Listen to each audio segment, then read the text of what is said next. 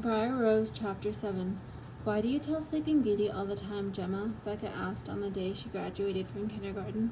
They were seated at a friendly's in Northampton, and Becca's stomach was tight with the strawberry fribble. Some of it had dribbled down her dress front.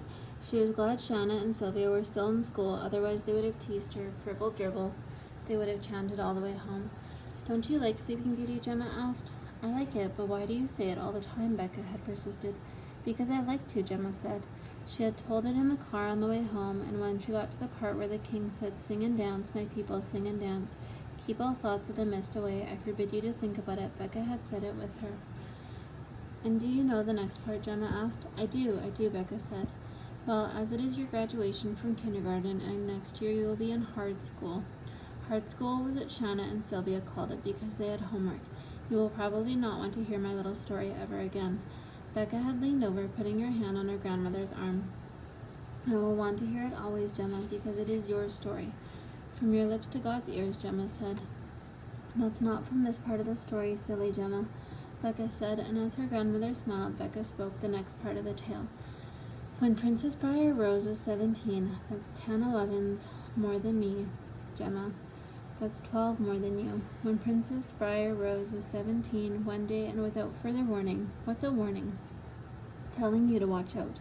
Oh, without further warning, a mist covered the entire kingdom. What's a mist? A fog, an exhaust. A mist, a great mist. It covered the entire kingdom and everyone in it, the good people and the not so good, the young people and the not so young, and even Briar Rose's mother and father fell fast asleep. Everyone slept, lords and ladies, teachers and tumblers, dogs and doves, rabbits and rabbitson, and all kinds of citizens. So fast asleep they were not able to wake up for 100 years. Are you 100 years, Gemma? Not yet. I'm 6. Not yet. Is 100 a lot? 100 years is forever. Chapter 8. By the time Becca got up, it was noon. Sun streamed in through the slats of the blinds, making familiar and comfortable patterns on the floor. She knew she had dreamed lots of short dreams all through the night, a veritable anthology of them, but she couldn't recall any. Stretching, she got up and did a quick 10 floor touches and 10 deep knee bends, then went to the bathroom to brush her teeth. The bathroom door was shut, and she could hear Howie humming to himself inside. A light tap on the door brought no response, so she shrugged and went downstairs. She supposed coffee could disguise the bad taste in her mouth as well as toothpaste. The kitchen sink was piled high with breakfast dishes, and the coffee pot was empty, which meant her mother was back in bed. She filled the pot, got out a new filter, threw the old one into the garbage, and counted out 5 tablespoons of Colombian Supreme. Then she waited while the magic of modern invention turned tap water into a hot, dark brown caffeine-powered drink. It was better than any biblical miracle and risked no beliefs. While she waited, she rinsed the dishes and put them in the dishwasher. A small body careened in through the door. Aunt Becca, he's chasing me. Not now, Sarah, Becca said. Your grandmother's in bed, and she knelt anyway to enclose her niece in the safety of her arms. Benjamin raced in, breaking to a stop when he saw Becca, and then he pouted. Not fair, no grown-ups. I haven't had my coffee yet, Becca warned. Benjamin turned and raced out, and Sarah, peeling herself out of Becca's arms, followed screaming, I'm gonna get you. Coffee? Howie walked into the room and poured himself a large mug of it, sipped it down, then topped it off again. Becca stood and rescued the rest of the coffee for herself, then quickly started another potful. Howie, she began slowly, do you? Not until I drink my coffee, Becca. Are you making breakfast? His voice was childlike, wheedling. Pointedly ignoring him, she walked into the dining room. Her mother had kept her promise. The 4 piles were as Becca had left them, involute. She sat down, putting the coffee mug on a coaster, and stared at the pieces of paper. Finally, she picked up the photo of Gemma and the child, as if by touching it, she might get some kind of a clue. The more she stared at the woman in the picture, the less the woman looked like Gemma, just some ill-dressed stranger from a half-century past. When she finally took a sip of the coffee, it was lukewarm, and she made a face. Then she pushed the 4 piles together, sweeping them back into the carved box.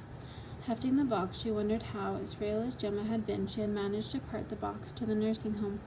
Stranger still that Mamma had never seen it before, but she remembered suddenly that a visiting nurse had helped Gemma pack, and Gemma had always been secretive about things, certainly about the past, a riddle wrapped in a mystery inside an enigma. It was her father coming in to sit beside her, clutching a coffee mug.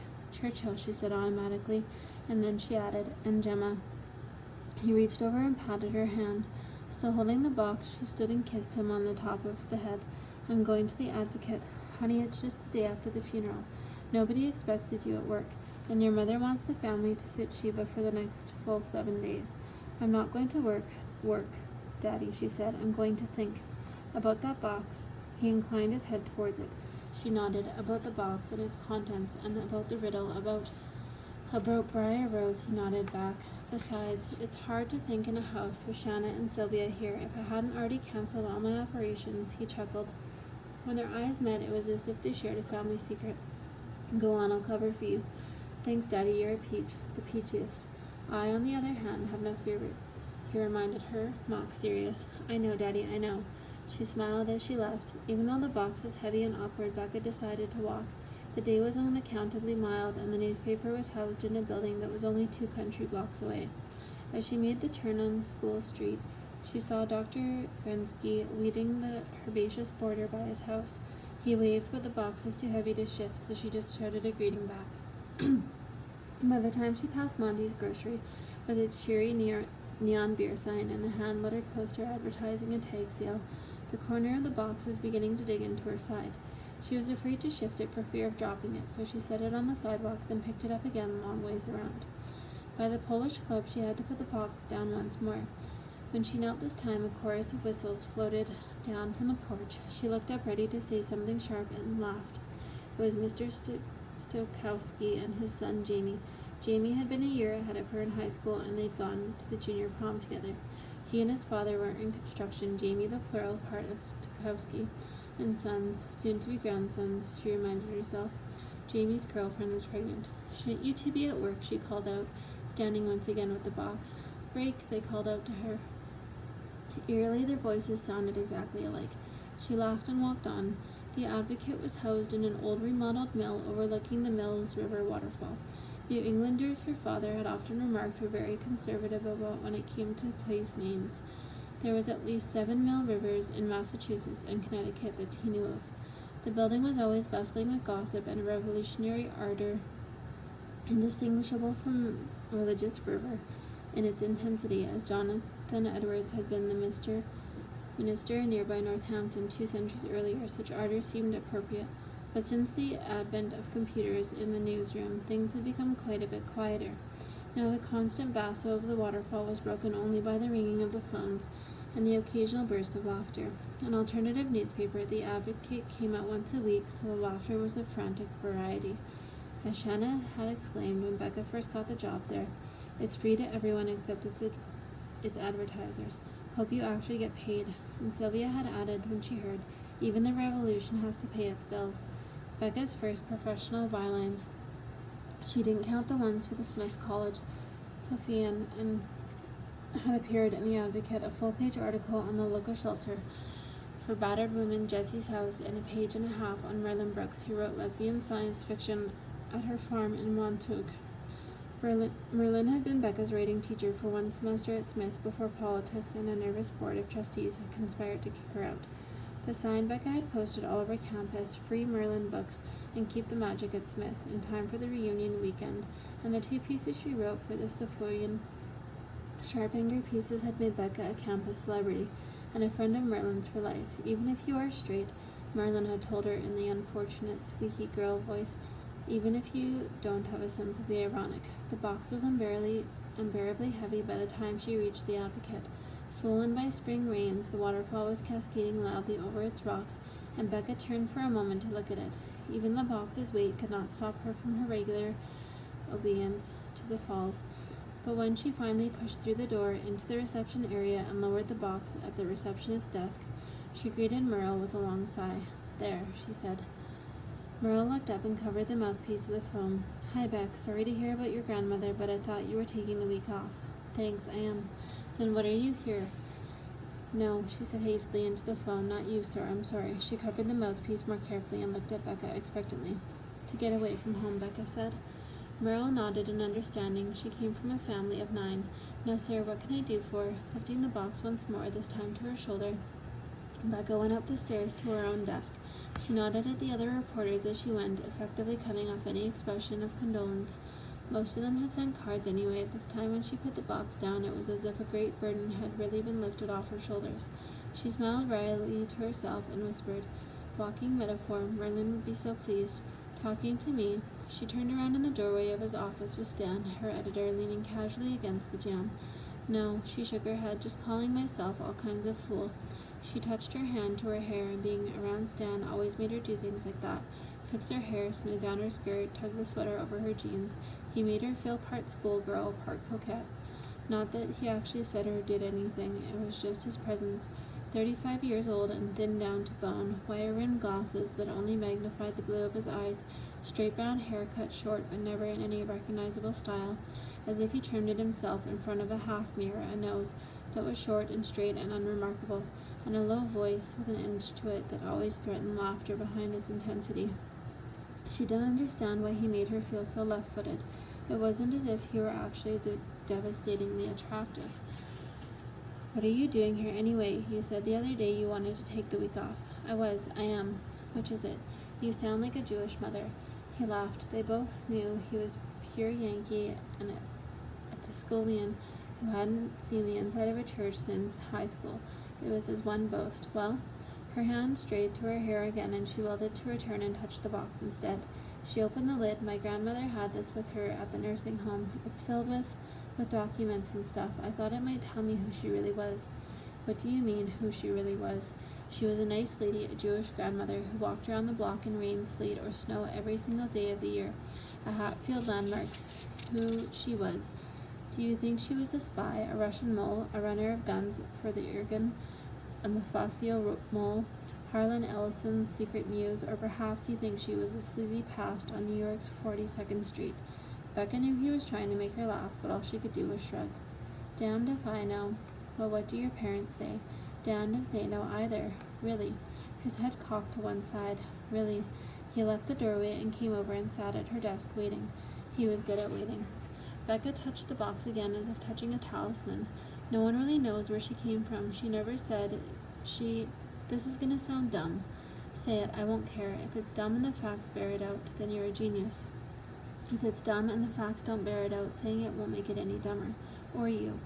Becca looked up the ceiling and drew a breath. "Sometimes I wonder if she really knew where she came from." "Everyone knows where they come from, Becca." "Or do you mean she was adopted?" "I was adopted, but I know where I came from. I know my adoptive parents and my birth mother too. It was the first story I ever chased down. I was 14. "I didn't know that," she whispered. He shrugged as if giving her back whatever pity or awe she might be feeling. "So what do you mean, really?" Becca opened the box and stared down at its contents. "I'm not sure, except she always spoke of her past as if it was a fairy tale." He put his hand on the lid of the open box and looked down into the pile of things. "A fairy tale?" Briar rose. "You know Sleeping Beauty? She always insisted that she was the princess in the castle, and then a mist came over the entire castle and everyone fell asleep. She was the only one kissed awake by the prince." "Always?" He leaned forward, and the space between them suddenly seemed charged. It wasn't personal. She'd learned that long ago. He always leaned forward when he was interested in a story, making the moment electric. It made him a great editor. She always spoke of it in that way. Becca shifted away from him slightly and tried to answer with a coolness that she didn't feel. "If you mean before she got sick, yes, always. At least as long as I can remember." He leaned back, considering. At last he spoke. "What do the facts say, Becca?" He began fingering the top paper of the visa. "Any castles in the family? Any palaces, or at least a mansion?" He picked the visa up and scanned it. "She didn't have any money to speak of, Stan," Becca answered. "We always thought she came to America before the war, but evidently she came in 1944. She worked real hard, scrimping and saving all her life. She was still working hard up until the time she got so sick, until she started forgetting things and had to stop.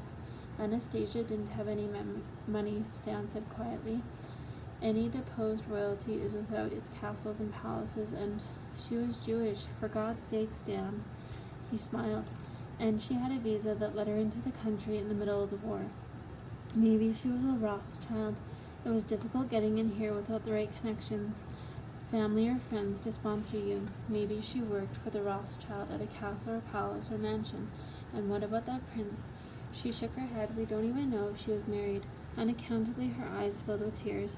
Stan reached over with gentle fingers, raised her chin, and stared at her. My birth mother wasn't married, Becca. What does that make me? He shook his head. So you found no castle, no princes, and at least none yet. Except those in the fairy tale. I'm sorry about your grandmother, Becca. The times I met her, I liked her. But you have only begun to investigate the story.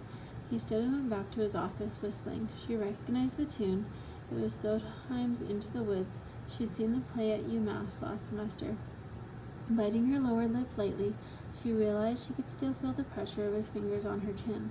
It took her 15 minutes to resort the piles, and when she was done, she felt the same kind of focusing that attended the start of any new story. Looking again at the entry form in the newspaper clipping, from the same date, she sighed. The clipping was from the Palladium Times, the dateline Oswego.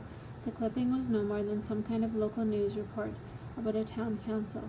There was an ad on the back. She wasn't even sure where Oswego was, except somewhere in New York State. She went over to the bookcase where the state maps were kept. Oswego was on Lake Ontario, halfway between Rochester and Syracuse. Her editor and publisher gave her the listing for the Palladium Times. As she dialed the number, she whispered Lake Ontario aloud, thinking about the water beyond the buildings in the photograph. What am I doing? She added. Underlining the numbers of the newspaper were sharp, heavy strokes in time to the ringing phone. The second person she talked to was a reporter. She introduced herself. So how can I help you? Reporter to reporter, the man asked. What do you suppose, Becca mused aloud, that my grandmother would have kept a clipping from a 1944 Palladium Times? Beats me, the man said. Grandmothers can be real strange. Take mine, for example. She collected wasps' nests, among other things. A clipping from the same date as her entry visa, Becca added. Entry visa? Yes, is that important? Becca asked. She was some kind of war refugee, you mean? The man hesitated.